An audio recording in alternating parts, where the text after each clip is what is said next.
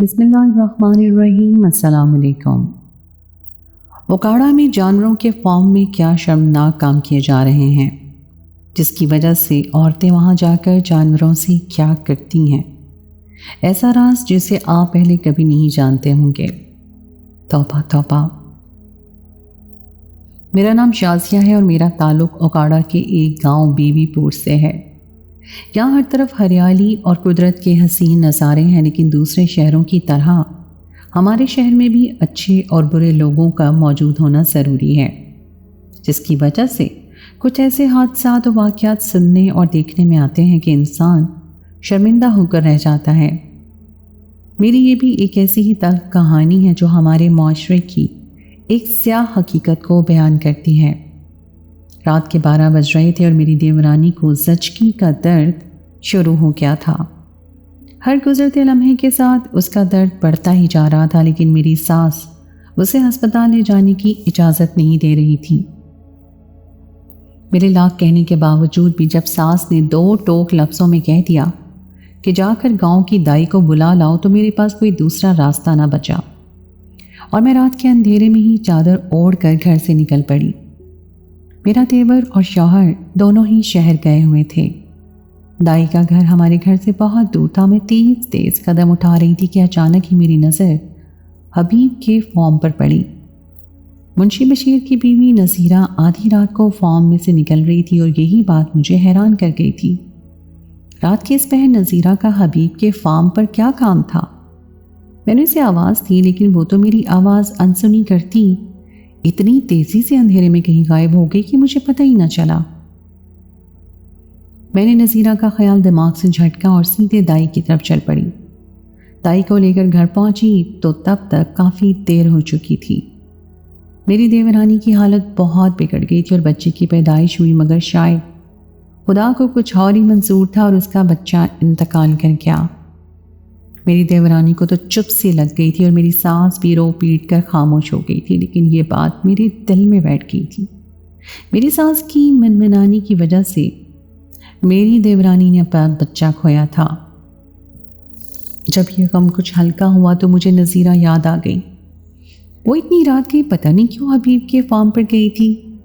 उसके घर सब खैरियत थी या नहीं, यही सोचकर मैंने अपनी सास को बताया कि रात मैंने नज़ीरा को देखा था। ये सुनकर मेरी सास ने अजीब सी नज़रों से मुझे देखा और कहने लगी, आधी रात को नज़ीरा का हबीब के फार्म पर क्या काम? दोनों का तो आपस में कोई ताल्लुक भी नहीं है। इत्तेफाक हुआ कि शाम के वक्त बाजी नज़ीरा देवरानी के बच्चे का सुनकर हमारे ही घर चली आई और मैंने उनसे पूछ लिया कि बाजी इतनी रात के तुम हबीब के फार्म पर क्या कर रही थी? मेरी बात सुनते ही उनके चेहरे का रंग बदल गया। उन्होंने फ़ौरन नजरें चुराई और चोर लहजे में कहने लगी, मैं क्यों जाने लगी हबीब के फार्म पर, और वो भी रात के 12 बजे? मेरा वहाँ क्या काम? वो मुँह बसूरे मेरी सास से कहने लगी, मुझे लगता है तुमने बहुओं के नाम पर ज़हनी मरीज़ा पाल ली है, पता नहीं क्या क्या सोचती हैं। नज़ीरा की बात सुनकर मैं हक्का बक्का रह गई, क्योंकि मुझे अच्छी तरह मालूम था कि रात मैंने जिसे देखा था वो कोई और नहीं बल्कि नज़ीरा थी, लेकिन उसने तो साफ इनकार कर दिया था और उसके इस झूठ की मुझे तो कोई वजह समझ नहीं आई। नज़ीरा का साथ पाते ही मेरी सास मेरी और मेरी देवरानी की बुराइयों के पहाड़ बनाने लगी और रात वाली बात आई गई हो गई। मैं काम करते करते नज़ीरा पे भी नज़र डाल रही थी। कुछ तो ऐसा था जिसे वो छुपाने की कोशिश कर रही थी और फिर मुझे हैरानी हुई जब नज़ीरा मेरी सास के करीब खिसकी और न जाने उसके कान में क्या कुछ कहने लगी। मेरी सास भी बड़े गौर से उसकी बात सुन रही थी। मैं परेशान सी अपनी देवरानी के पास गई और उसे भी यही बात बताई। वो तो अपने ही दुख में थी। कहने लगी, भाभी हो सकता है अंधेरे की वजह से आपको गलत फहमी हुई हो। मैंने कहा, नहीं कुलसुम, ये मुमकिन नहीं, मुझे गलत फहमी हुई हो। नज़ीरा ही कुछ छुपा रही है और अब भी अम्मा के साथ मिलकर न जाने क्या खिचड़ी पका रही है। कहीं उसका फार्म हबीब वाले के साथ कोई चक्कर तो नहीं है? मेरी बात सुनते ही कुलसुम ने अपना सर पीटा। कहने लगी, आप भी कैसे बातें करती हैं? हबीब की उम्र देखिए, कोई 60 साल का आदमी है और नज़ीरा महज 25 साल की होगी और वो भी शादीशुदा। उसका फार्म हबीब वाले से क्या काम? क्या पता पैसे की लालच में حبیب کا فارم بہت بڑا تھا، وہ بہت پیسے والا تھا، ہو سکتا ہے اس لیے نذیرہ کا اس کے ساتھ کوئی معاملہ ہو۔ میں نے خود ہی سوچنا شروع کر دیا تھا۔ مجھے نذیرہ سے بہت ہی خار آئی ہوئی تھی، اس نے میری ساس کے سامنے مجھے نفسیاتی ٹھہرا دیا تھا، اس لیے میں نے سوچا کہ اب تو میں بال کی کھال اتاروں گی اور نذیرہ کا ایسا راز پتہ کر کے رہوں گی کہ سارے گاؤں میں اس کی بدنامی ہوگی۔ مگر مجھے کیا معلوم تھا کہ جس راز کے پیچھے میں لگنے والی ہوں وہ باجی نذیرہ کا نہیں بلکہ پورے اوکاڑا کا ہی راز ہے۔ نذیرہ کے جانے کے بعد میری ساس میری دیورانی کلثوم کے کمرے میں گئی اور دروازہ بند کر لیا۔ آج سے پہلے سے کبھی نہیں ہوا تھا۔ میں حیرانی سے بند دروازے کو تک رہی تھی کہ اس کے بعد ایک عجیب بات ہو رہی تھی۔ کوئی 1 گھنٹے بعد میری ساس کلثوم کے کمرے سے نکلی تو ان کے چہرے پہ ایک گہری مسکراہٹ تھی۔ موقع دیکھ کر میں کلثوم کے پاس گئی اور اسے پوچھا، یہ ساس تمہارے کمرے میں کیا کرنے کے لیے آئی تھی؟ میری بات پر وہ بوکھلا گئی، کہنے لگی، کچھ نہیں، وہ تو بس ایسے ہی میری طبیعت پوچھنے آئی تھی۔ اس کی بات پر میں نے عجیب نظروں سے اسے دیکھا۔ میں اچھی طرح جانتی تھی کہ وہ مجھ سے جھوٹ کہہ رہی ہے، لیکن کیوں؟ میرے دوبارہ سوال کرنے پہ بھی جب اس نے کچھ نہیں بتایا تو میں خاموشی سے واپس لوٹ آئی۔ اگر میری ساس کے ساتھ میرے تعلقات اچھے ہوتے تو میں ان سے خود پوچھ لیتی، لیکن وہ مجھے بالکل بھی پسند نہیں کرتی تھی، کیونکہ ان کے بیٹے نے مجھ سے اپنی مرضی سے شادی کی تھی اور میں شہر سے شادی ہو کر گاؤں آئی تھی۔ اور پھر میرا اس سے بھی بڑا گناہ یہ تھا کہ میں اب تک ان کے بیٹے کو اولاد نہیں دے سکی تھی۔ جب 3-4 دن بعد کلثوم کی طبیعت کچھ ٹھیک ہوئی تو میری ساس دوپہر کے وقت اسے لے کر گھر سے نکل گئی۔ میں نے پوچھا بھی کہ آپ دونوں کہاں جا رہے ہیں، لیکن میری ساس کہنے لگی کہ تم اپنے کام سے کام رکھا کرو، ہر معاملے میں ٹانگ اڑانا نہ ضروری نہیں ہے۔ میں نے کلثوم کی طرف دیکھا تو اس نے مجھ سے نظریں چرا لیں اور یہی بات مجھے کھٹک گئی۔ میری ساس اور کلثوم دونوں مل کر نہ جانے ایسا کیا کر رہے تھے جسے مجھ سے چھپانے کی ضرورت پیش آ گئی تھی۔ میں جاننا چاہتی تھی لیکن کوئی طریقہ سمجھ نہیں آ رہا تھا۔ میرا دیور اور شوہر بھی ابھی تک لوٹ کر نہیں آئے تھے۔ اپنے شوہر کے بغیر مجھے رات کو نیند ہی نہیں آیا کرتی تھی، اور اس رات بھی میں اٹھ کر ایسی ہی تازہ ہوا کے لیے کمرے سے نکلی تو میں نے عجیب سا منظر دیکھا۔ میری دیورانی اور میری ساس دبے پاؤں گھر سے باہر نکل رہے تھے۔ اس سے پہلے کہ میں انہیں آواز دیتی وہ دونوں دروازے سے باہر بند کر کے دروازہ چلے گئے۔ میں نے دروازہ کھولنے کی کوشش کی لیکن کنڈی تو باہر سے لگی ہوئی تھی۔ میں اندر ہی بند ہو کر رہ گئی اور یہ گاؤں میں رات کے اندھیرے میں کیا ہو رہا تھا؟ کافی دیر تک میں ان دونوں کا انتظار کرتی رہی مگر وہ لوٹ کر نہیں آئے، اور پھر انتظار کرتے کرتے میری آنکھ لگ گئی۔ جب صبح میری آنکھ کھلی تو باہر سے ساس کی آواز آ رہی تھی۔ میں کمرے سے نکلی تو میری نظر کلثوم پر پڑی۔ صبح سویرے وہ اس قدر تیار تھی جتنا تیار میں نے اسے آج تک نہیں دیکھا تھا۔ وہ تو کسی شادی بیاہ کے موقع پہ بھی ایسی سرخی نہیں لگاتی تھی۔ اس کے چہرے پہ بھی الگ ہی خوشی نظر آ رہی تھی۔ مجھے فوراً خیال آیا کہ وہ ساس کے ساتھ رات کو کہیں گئی تھی۔ اس کے پیچھے میں باورچی خانے میں پہنچ گئی، پوچھا، یہ سب کیا چل رہا ہے؟ تم کیا مجھے نہیں بتاؤ گی؟ میری بات پر وہ اچھل پڑی، کہنے لگی، بھابھی کچھ بھی تو نہیں، میں تو بس ناشتہ بنا رہی ہوں۔ مجھے لگا کہ آج یہ لوگ شہر سے آتے ہوں گے، بس اس لیے کچھ تیار ہو گئی۔ اس کی بات پر میں حیران رہ گئی۔ آج سے پہلے بھی تو بہت دفعہ ہمارے شوہر شہر گئے تھے، لیکن آج تک کبھی کلثوم ان کی واپسی پر ایسے تیار نہیں ہوئی تھی۔ سارا دن میں چپکے چپکے اپنی ساس اور کلثوم کے ساتھ بات کرتے انہیں دیکھتی رہی۔ جیسے ہی وہ دونوں مجھے دیکھتی خاموش ہو جاتی۔ یہ سب میرے لیے بہت ہی عجیب تھا۔ شام کے وقت میں ساس کے کسی کام سے گھر نکلی تو راستے میں میری ساس کی سہیلی مل گئی۔ مجھے دیکھتے ہی کہنے لگی، تیری ساس کلثوم کو حبیب کے فارم پر لے کر جا رہی ہے تو کیوں نہیں جاتی؟ اس کی بات سن کر میں چونک گئی، پوچھا، کیا کہہ رہی ہو خالہ؟ اماں کلثوم کو لے کر کہاں جاتی ہے؟ خالہ نے عجیب نظروں سے مجھے دیکھا اور کہنے لگی، تجھے نہیں پتا آدھی رات کو تیری ساس اور کلثوم حبیب کے فارم پر کیوں جاتے ہیں؟ میں نے انکار میں سر ہلایا تو ان کے چہرے کے تاثرات بدل گئے اور میری کسی بھی بات کا جواب دیے بغیر وہ کنی کترا گئی۔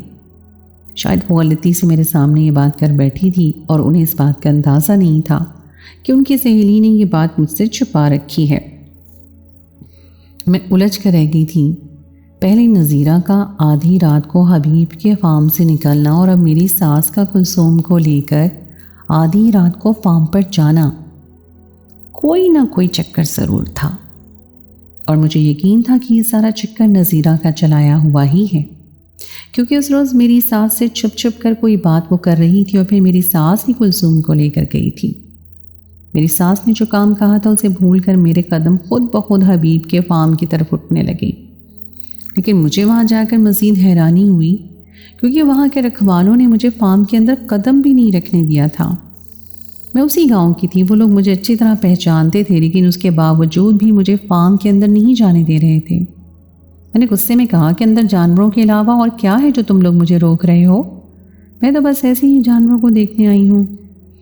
وہ کہنے لگے، مالک کی اجازت کے بغیر تو کوئی اندر نہیں جا سکتا، ہمارے جانور پریشان ہوتے ہیں، آپ واپس چلی جائیں۔ بہت کوشش کے باوجود بھی مجھے فارم میں ختم رکھنے کا موقع نہیں مل رہا اور میں واپس گھر آ گئی۔ آخر فارم میں ایسا کیا تھا جو اتنی زیادہ پہرے داری لگا رکھی تھی؟ اور پھر میری ساس کلثوم اور نظیرہ بھی تو فارم کے اندر جا رہے تھے، انہیں کسی نے کیوں نہیں روکا تھا؟ میں شہری لڑکی تھی، پڑھی لکھی تھی، اس لیے مجھے سب کچھ مناسب نہیں لگ رہا تھا۔ میری ساس کا اچانک ہی کلثوم کے ساتھ جس طرح کا رویہ بدلا تھا وہ بھی کسی معجزے سے کم نہیں تھا۔ اور پھر میں نے فیصلہ کیا اور رات کا اندھیرا پھیلتے ہی اپنے کمرے کا دروازہ بند کیا اور خاموشی سے گھر سے باہر نکل کر پہلے سے ہی چھپ کے بیٹھ گئی۔ میری توقع کے عین مطابق رات کے 11 بجتے ہی میری ساس کلثوم کا ہاتھ پکڑے گھر سے نکل آئی تھی۔ دروازے کی کنڈی لگاتے ہوئے کلثوم سے کہنے لگی، شازیہ کو ہرگز بھی اس بات کی بھنک نہ ملے، شہر سے آئی ہے، ہر چھوٹی چھوٹی بات پر ہنگامہ کھڑا کر دیتی ہے۔ وہ کہنے لگی، اماں فکر نہ کریں، میں انہیں کچھ بھی نہیں بتاؤں گی۔ اس کی بات سن کر میرا دل ٹوٹا تھا، میں اس کے ساتھ بہت ہی مخلص تھی، میں نے کبھی اس کا برا نہیں چاہا تھا، اور مجھ سے چھپا کر نہ جانے وہ اماں کی کن باتوں میں پھنس رہی تھی۔ پر اماں ہی تھیں جن کی وجہ سے اس نے اپنا بچہ کھویا تھا۔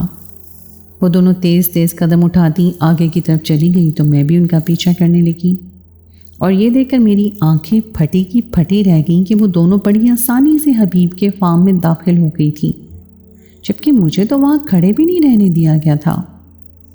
اتنی رات کے اس فارم میں ان دو عورتوں کا کیا کام تھا وہاں سوائے جانوروں کے، اور کچھ بھی نہیں تھا۔ مجھے اپنی جگہ چھپے کچھ ہی دیر گزری تھی کہ میں نے دیکھا گاؤں کی 2 اور جوان عورتیں بھی فارم میں داخل ہوئی تھیں۔ ایسا لگ رہا تھا جیسے اس وقت پہرے دار کسی کو نہیں روک رہے۔ یہی سوچ کر میں نے بھی اپنے آپ کو پوری طرح نقاب میں چھپایا اور اندر داخل ہو گئی۔ میرا دل پوری طرح دھڑک رہا تھا، لیکن کسی نے بھی مجھے نہیں روکا۔ فارم کے دروازے کے پاس ہی موجود رکھوالوں نے مجھے ایک برتن دیا۔ مجھے نہیں معلوم تھا کہ اس کا کیا کرنا ہے، لیکن میں نے خاموشی سے برتن پکڑ لیا اور مجھ سے پہلے داخل ہونے والی عورتوں کے پیچھے پیچھے چل پڑی، اور پھر ایک جگہ رک کر دونوں عورتیں ایک جانور کے پاس نیچے کی طرف بیٹھ گئیں۔ وہ دونوں گاؤں والی تھیں، شاید اس لیے انہیں جانوروں سے خوف محسوس نہیں ہو رہا تھا، لیکن میں تو اس طرح جانوروں کے پیروں کے پاس بیٹھنے کے بارے میں سوچ بھی نہیں سکتی تھی۔ اور پھر ان دونوں عورتوں کو رات کی اس پہر جانوروں کے ساتھ دیکھ کر میں حیران رہ گئی کہ ان عورتوں کو آدھی رات کو یہ سب کرنے کی کیا ضرورت تھی۔ کافی دیر بعد دونوں عورتیں اپنا برتن اٹھائے فارم کے ایک طرف بنے کمرے میں چلی گئی۔ مجھے سمجھ نہیں آ رہی تھی میں کیا کروں، میں تو ایسا کچھ بھی نہیں کر سکتی تھی جیسا وہ عورتیں کر رہی تھیں، لیکن اگر مجھے سچ جاننا تھا تو مجھے بھی یہی کرنا تھا، اس لیے میں نے خود کو مضبوط کیا اور بہت مشکل سے جانور کے قریب گئی۔ اس کے پیروں کے پاس بیٹھتی میری جان نکل رہی تھی، لیکن میں دل ہی دل میں دعا کرتی اپنے مقصد میں کامیاب ہو گئی۔ کچھ ہی دیر میں میرا برتن بھی تیار تھا اور میں اپنا برتن لے کر اس کمرے میں گئی تو حیران رہ گئی۔ اندر تو چھوٹے چھوٹے ڈھیر سارے کمرے بنے ہوئے تھے، بظاہر وہ ایک بڑا سا کمرہ دکھ رہا تھا، لیکن اس کے اندر بہت سے کیبن تھے۔ وہاں موجود ایک آدمی نے مجھے بھی ایک کیبن کا دروازہ کھول کر اندر جانے کا اشارہ دیا۔ مجھے ایک دم خوف آنے لگا، نہ ہی میری ساس مجھے کہیں دکھا دے رہی تھی اور نہ ہی کلثوم۔ وہ دونوں عورتیں بھی نہ جانے کب سے کیبنوں میں گم تھیں۔ مجھے اس بات کا ڈر لگنے لگا کہیں میرے ساتھ کچھ الٹ پھیری نہ ہو جائے۔ میں شہر والی تھی اور یہ سب چیزیں میرے لیے بہت غیر معمولی تھیں۔ میں اس کیبن نما کمرے کے اندر داخل ہوئی کیونکہ وہاں پہلے سے ہی ایک آدمی بیٹھا ہوا تھا جو چہرے سے کافی باروب اور نیک لگ رہا تھا۔ اس نے مجھے اپنے سامنے بیٹھنے کا اشارہ کیا تو میں خاموشی سے کرسی پہ بیٹھ گئی اور وہ برتن اس نے اپنے سامنے رکھے ٹیبل پہ رکھوا دیا اور مجھ سے کچھ عجیب و غریب سوال کرنے لگا۔ ایک غیر مرد سے مجھے ایسے سوالوں کی قطعاً بھی توقع نہیں تھی۔ جب اس نے دیکھا کہ میں کچھ جھجک رہی ہوں تو اس نے مجھے اپنے بارے میں بتایا اور اس کی بات سن کر میں دنگ رہ گئی۔ اس نے پھر سے سوال جواب شروع کیے تو میں اس کے سوالوں کا جواب دینے لگی۔ ان سوالوں کے جواب میں وہ آنکھیں بند کر کے کچھ پڑھنے لگا اور پھر کافی دیر بعد اس نے کچھ پڑھ کر برتن میں موجود اس دودھ پر پھونکا، میں خود نکال کر جو لے کر آئی تھی۔ وہ کہنے لگا اب اسے پی لو۔ مجھے دودھ پینا دنیا کا مشکل ترین کام لگتا تھا، اور وہ بھی اس طرح اپنے ہاتھوں سے جانور کا نکالا ہوا دودھ پینا میرے لیے ممکن نہیں تھا۔ مگر اسے دکھانے کے لیے میں نے اس برتن کو اپنے منہ سے لگایا اور دھیرے دھیرے سارا دودھ نیچے کو گراتی گئی۔ میں اتنی بڑی چادر میں لپٹی ہوئی تھی کہ اسے یہ بات محسوس نہیں ہوئی، کیونکہ وہ دوبارہ آنکھیں بند کر کے پڑھائی میں مصروف ہو گیا۔ میں نے دودھ کا خالی برتن ٹیبل پہ رکھا اور خاموشی سے بیٹھی رہی۔ کچھ دیر بعد اس آدمی نے آنکھیں کھولی اور کہنے لگا تم کل پھر آنا، تمہارا مسئلہ حل ہو جائے گا۔ مجھے کچھ بھی سمجھ نہیں آیا تھا، لیکن اس کے باوجود بھی اٹھ کر میں باہر آئی تھی، اور اس سے پہلے کہ میں فارم سے باہر نکلتی میری نظر کلثوم پر پڑی۔ میں دبے پاؤں کلثوم کے پیچھے پیچھے چلنے لگی۔ وہ اکیلی نہیں تھی بلکہ اس کے ساتھ کوئی آدمی بھی موجود تھا۔ وہ آدمی کلثوم کو ایک کونے میں کھڑے بڑے بیل کے پاس لے گیا، اور جو کچھ وہاں ہوا وہ دیکھ کے میرا سر چکرا گیا۔ مجھے اپنی آنکھوں پر یقین ہی نہیں آ رہا تھا کہ یہ کلثوم ہے، کیونکہ جو کچھ وہ کر رہی تھی وہ ناقابل یقین تھا۔ میری آواز تو حلق میں ہی گھٹ کر رہ گئی تھی۔ میری سانس نہ جانے کہاں تھی۔ میرا دل چاہا کہ میں جا کر کلثوم کا ہاتھ پکڑوں اور اسے کھینچتے ہوئے گھر لے آؤں، لیکن اس طرح میری عزت اور جان کو بھی خطرہ ہو سکتا تھا۔ اور پورے 1 گھنٹے کے بعد اس آدمی نے کلثوم کو پکڑ کر اس کا چہرہ اپنی طرف کیا۔ اس کی آنکھوں میں دیکھ کر نہ جانے اسے کیا کہا کہ وہ خاموشی سے واپسی کے راستے پہ چلنے لگی۔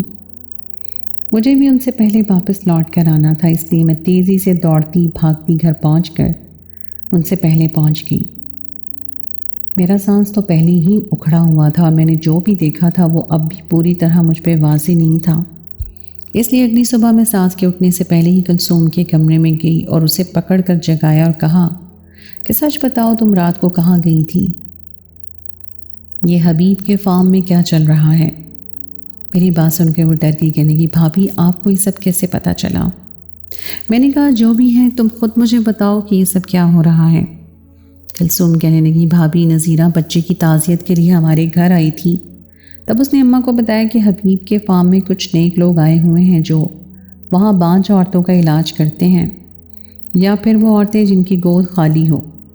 یہ سن کر اماں نے مجھ سے کہا کہ تمہارے بھی 2 بچے پیدائش کے وقت ہی مر گئے، ایسا لگتا ہے شازیہ کی بد نظر تمہیں لگ گئی ہے، خود بھی بے اولاد ہے اور تمہاری بھی اولاد نہیں ہونے دے گی، اس لیے تم بھی ان نیک لوگوں سے اپنا علاج کرواؤ۔ نذیرہ نے بتایا تھا کہ وہ لوگ صرف رات کے اندھیرے میں کچھ ہی عورتوں کا علاج کرتے ہیں، وہ نہیں چاہتے کہ سب لوگوں کو اس بارے میں پتہ چلے اور پھر لوگوں کا ایک جمع غفیر لگ جائے۔ وہ بہت ہی نیک لوگ ہیں اور اپنی نیکی کا پرچار نہیں کرنا چاہتے۔ ویسے بھی وہ بس کچھ ہی دنوں کے لیے حبیب کے فارم میں مہمان کے طور پہ رکے ہوئے ہیں۔ اماں کے سختی سے منع کرنے کی وجہ سے میں نے آپ کو یہ بات نہیں بتائی تھی، ویسے بھی اب اپنی سونی گود سے میں تنگ آ چکی ہوں۔ میں نے اپنے 2 بچوں کو کھویا ہے اور یہ غم بہت بڑا ہوتا ہے۔ اماں کے ساتھ جب بھی میں وہاں پہنچی تو مجھے ایک برتن میں دودھ نکالنے کے لیے کہا گیا، اور پھر ایک نیک آدمی نے کچھ پڑھ کے مجھ پر پھونکا اور کہنے لگا اب کل آنا۔ پھر جب میں کل رات کو دوبارہ گئی تو اس آدمی نے دوبارہ مجھے دودھ پلانے کے لیے کہا کہ میری آنکھوں میں دیکھو میں تم پر دم کروں گا۔ اور جب میں نے ان کی آنکھوں میں دیکھا تو اس کے بعد جیسے مجھے کچھ ہوش ہی نہیں رہا، اور جب مجھے ہوش آیا تو فارم میں ایک جانور کے قریب کھڑی تھی اور دوسرا آدمی مجھے گھر جانے کو کہہ رہا تھا۔ کلثوم کی ساری بات سنتے ہی میں نے اپنا سر پکڑ لیا۔ میری آنکھوں سے آنسو بہ رہے تھے، کیونکہ وہ لمحے جو کلثوم نے بغیر ہوش کے گزارے تھے میں اسے پورے ہوش و حواس میں دیکھ رہی تھی۔ جو کچھ اس کے ساتھ کیا گیا تھا وہ انتہائی بھیانک تھا۔ میری حالت دیکھ کر وہ کہنے لگی، بھابھی کیا ہوا ہے؟ میں نے اسے بتایا کہ وہ آدمی کوئی نیک آدمی نہیں ہے، بلکہ وہ سب ہپناٹائز کے ماہر ہیں۔ انہوں نے تمہیں پہلے دن دیکھ کر جانچ لیا کہ تمہاری ذہنی حالت کیسی ہے، اور پھر دوسرے دن تمہیں ہپناٹائز کر کے اس جانور کے پاس لے گئے۔ تم اپنے ہوش میں نہیں تھی، اس لیے جیسا وہ آدمی کہتا گیا تم کرتی گئیں، اور تم نے خود ایک جانور کے ساتھ ایسی نازیبا حرکات کی ہیں کہ میں بیان نہیں کر سکتی، اور وہ ساری حرکتیں انہوں نے ویڈیو میں ریکارڈ کی ہیں۔ جب اس آدمی نے تمہاری آنکھوں میں آنکھیں ڈال کر تمہیں گھر واپس آنے کا حکم دیا، تب میں سمجھ گئی کہ تمہیں ہپناٹائز کیا گیا ہے۔ ساری بات سن کر کلثوم کے رونگٹے کھڑے ہو گئے تھے۔ میں نے اسے تسلی دی اور فوراً اپنے شہر والے چاچو کو فون لگایا، جو پولیس میں ایک اچھے عہدے پر تھے۔ انہیں ساری حقیقت بتائی، اور پھر انہوں نے اگلی ہی رات مقامی پولیس کے ساتھ مل کر ایک بہت بڑا چھاپا مارا اور ان سارے افراد کو گرفتار کر لیا جو گاؤں کی سیدھی سادھی عورتوں کو ان کی کمیوں کا احساس دلا کر ان کے ساتھ یہ بھیانک کھیل کھیلتے ہیں۔ سارا فحش مواد بھی ختم کر دیا گیا تھا۔ بہت خاموشی سے یہ معاملہ نپٹایا گیا تھا۔ گاؤں کے کسی بھی فرد کو اس بات کی بھنک نہیں دی گئی تھی، ورنہ اس طرح گاؤں کی بہت سی عورتوں کی بدنامی ہو سکتی تھی، بہت سے گھر ٹوٹ سکتے تھے۔ حبیب فارم والا اس گھناؤنی سازش میں برابر کا ذمہ دار تھا، اسے بھی پکڑ لیا گیا۔ لیکن یہ معاملہ صرف ایک فارم یا ایک گاؤں کا نہیں ہے، بلکہ آج کل یہ چیز بہت عام ہو چکی ہے۔ انٹرنیٹ پہ اس طرح کا فحش مواد بہت زیادہ فروخت ہونے لگا ہے، جس میں عورتیں جانوروں کے ساتھ جنسی لذت والے کام کرتی ہیں، اور اسی مواد کو حاصل کرنے کے لیے معصوم عورتوں کی زندگی دھوکے بازی سے برباد کیا جاتا ہے۔ سرکاری سطح پر اس چیز کا ایکشن لینا ہوگا اور ایسے گروہوں کو پکڑنا ہوگا جو پیسے کمانے کی خاطر نہ صرف دوسری عورتوں کی عزت کے ساتھ کھیل رہے ہیں، بلکہ اپنی آخرت بھی داؤ پر لگا رہے ہیں۔